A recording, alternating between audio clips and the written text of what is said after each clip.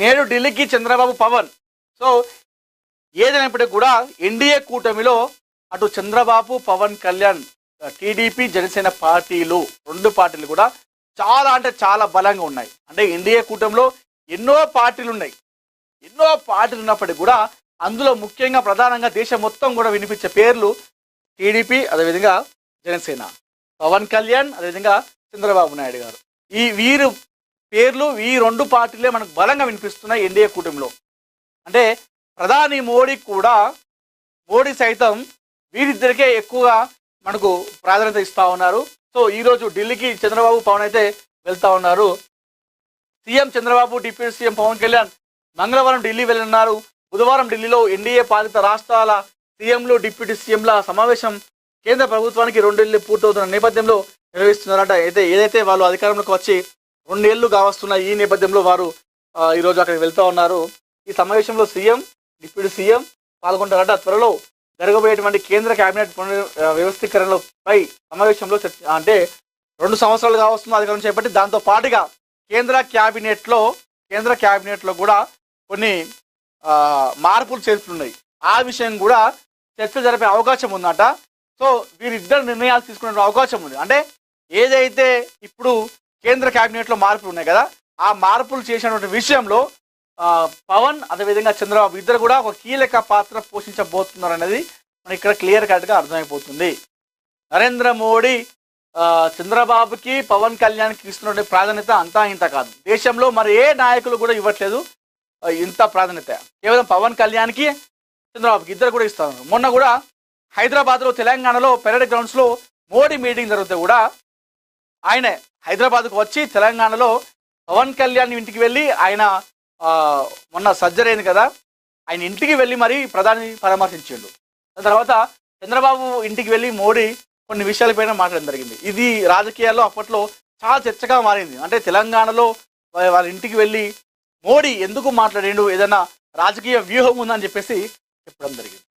So ఈరోజు మరి చూద్దాం, వెళ్ళిన తర్వాత మరి వీళ్ళది కేంద్ర క్యాబినెట్లో మార్పులు చేర్పుల్లో వీళ్ళు స్థానం ఏ విధంగా ఉండబోతుందో మనం చూడాలి.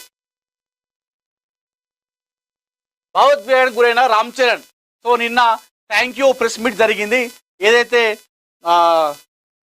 పెద్ద సినిమాను హిట్ చేసినటువంటి ప్రేక్షకులకు థ్యాంక్స్ చెప్తూ ఒక థ్యాంక్స్ అని చెప్పేసి ఒక దాన్ని ఏమంటారు, మన ఆడియో ఫంక్షన్ ఉంటుంది కదా, దాని మీద థ్యాంక్స్ సక్సెస్ మీట్ అని చెప్పేసి ఆ మీట్ జరిగింది. ఆ మీట్లో నిన్న రామ్ చరణ్ చాలా అంటే చాలా ఎమోషనల్గా ఆయన ఒక భావోద్వేగానికి గురైనాడు. తన సినిమా చూసి ఫ్యాన్స్ రెస్పాన్స్ ఉంటుంది కదా, ఆ ఏవీని అక్కడ టీవీలో ప్లే చేయగానే చాలా ఆయన ఒక భావోద్వేగానికి గురైండు. సో పెద్ద సినిమా గురించి మనం మాట్లాడుకుంటే ప్రస్తుతం వచ్చినటువంటి సినిమాలో పెద్ద సినిమా అనేది ఖచ్చితంగా ప్రతి ఒక్కరు కూడా చూడాల్సిన సినిమా. ఎందుకంటే అందులో చాలా అంటే చాలా మంచి మెసేజ్ ఉంది ఆ సినిమాలో. చిన్న పిల్లలకు ముఖ్యంగా ఇలాంటి సినిమాలు చూపించాలి. కేవలం చదువు మాత్రం కాకుండా ఇలాంటి సినిమాలు చూపిస్తే చదువుతో పాటు వాళ్ళకి ఎలాంటి విషయాలపైన ఎక్కువ మక్కువ ఉందని చెప్పేసి తెలుసుకోవాలి పేరెంట్స్ కూడా, దాంతో పాటు కూడా టీచర్స్ కూడా అని చెప్పేసి మనకి ఇది బాగా అర్థమైపోతుంది. సో పెద్ద సినిమా ప్రస్తుతం 300 పైచిలకు కోట్లు సాధించి 400 కోట్ల వరకు కూడా పరుగులు పెడతా ఉంది. సో సినిమా రిలీజ్ అయినప్పుడు మిక్స్డ్ టాక్ వచ్చింది. అంటే ఒకవైపు మంచి లేదని కొందరు, మంచిగుందని కొందరు, కానీ ఇప్పుడు ఆ మిక్స్డ్ టాక్ నుండి ప్రస్తుతం సక్సెస్ లాగా ముందుకు తీసుకెళ్తుంది. సో పాజిటివ్ రెస్పాన్స్ వస్తుంది. ఎందుకంటే ఫస్ట్ 2-3 డేస్ చూసే వాళ్ళందరూ కూడా ఫ్యాన్స్ చూస్తారు, కేవలం Ram Charan fans, mega fans. దాంతో పాటుగా యాంటీ ఫ్యాన్స్ కూడా చూస్తారు. అంటే సినిమాని ఈ మధ్య చూస్తున్నాం, గతంలో ఇట్లా లేకుండే ఈ మధ్య కాలంలో ఇలాంటి చాలా జరుగుతున్నాయి. ఫ్యాన్స్తో పాటు యాంటీ ఫ్యాన్స్ కూడా చూస్తారు. ఫ్యాన్స్ ఏమో సినిమాని చూసి ఎలా ఉందో చెప్పడానికి ఆనందపడడానికి చూస్తే, యాంటీ ఫ్యాన్స్ సినిమాను చూసి మంచిగున్నా కూడా లేదు అని చెప్పేసి రివ్యూలు ఇవ్వడానికి చేస్తూ ఉంటారు. అయితే ప్రస్తుతం ఈ సినిమా మిక్స్డ్ టాక్ నుండి, అంటే మిశ్రమ స్పందన, మంచిగుంది మంచి లేదు అనే దగ్గర నుండి ప్రస్తుతం అయితే పాజిటివ్ రివ్యూతో దూసుకెళ్తా ఉంది.